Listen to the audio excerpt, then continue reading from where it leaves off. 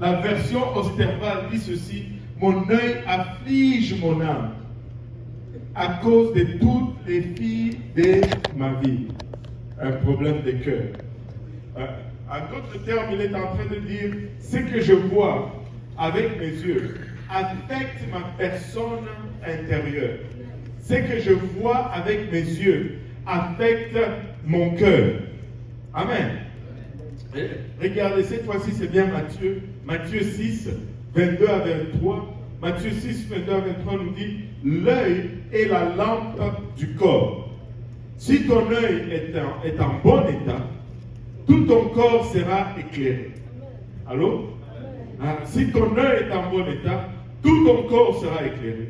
Mais si ton œil est en mauvais état, tout ton corps sera dans le ténèbre. Et si donc la lumière qui est en toi est ténèbre, combien seront grandes ces ténèbres? Et il dit: si ton œil est en bon état, qu'est-ce que ça veut dire, ton œil est en bon état? Ceci ne veut pas dire que tu as une vision 20-20. Ça signifie plutôt si ton œil est correctement focalisé ou si ton œil s'arrête sur les bonnes choses. Vous savez, l'œil ou les yeux, ça veut toujours voir. C'est curieux, les yeux. Enfin, on va blâmer un peu les yeux. Amen. C'est curieux, les yeux. On veut toujours voir. Dès qu'on entend un bruit, oh, c'est quoi? Dès qu'on entend quelque chose, on veut tout le temps voir. Mais ne sachant pas que tout ce que nous voyons, tout ce que nous allons voir, va affecter notre âme. Et laissez-moi vous dire ceci: c'est plus difficile d'effacer ce que tu vois que d'oublier ce que tu as entendu. Et donc c'est très important de focaliser nos yeux sur les bonnes choses. Quand tes yeux sont... quand ton œil est en bon état, c'est-à-dire focalisé sur les bonnes choses, tu vas bien aller. Quand tu regardes les bonnes choses constamment, tu vas bien aller. Quand tu t'épargnes les mauvaises images, tes pensées vont être meilleures.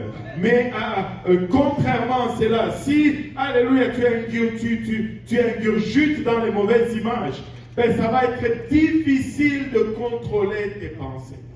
Ça va être très difficile. Et c'est pourquoi... le diable, il sait cela. C'est pourquoi tu vas voir une publicité de voiture, il y a une femme presque nue dessus. Une publicité de moto, c'est une femme presque nue. Une publicité de la bière, on va oublier ça. Une publicité de n'importe quoi, c'est parce que on veut profiter de tout pour souiller l'âme intérieure. Même une publicité de vêtements, c'est une femme pas de vêtements. Avez-vous remarqué? Elle va avoir les jeans, mais torse nu.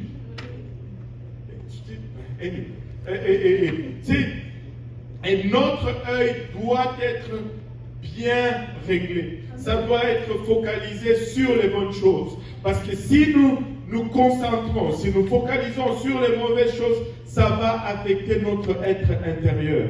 Et ça va produire les ténèbres. Amen. Ça va produire les ténèbres. Et le monde est conscient de cela. C'est pourquoi ils vont tout utiliser pour nous montrer les mauvaises choses. Tu es en train de regarder une prédication sur YouTube, pas publicité d'une plage. Et ça revient tout le temps. C'est tout le temps la même chose. Et de nos jours, le mal est partout. De nos jours, là, c'est très facile d'être souillé.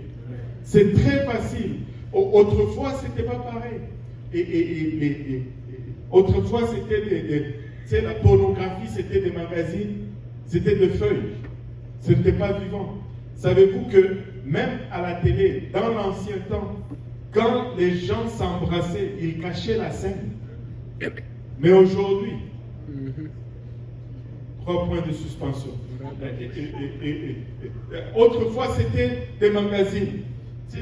C'était facile à éviter, c'était facile à cacher ou à dissimuler. Mais maintenant, avec Internet, avec nos téléphones, tout cela est facilement accessible.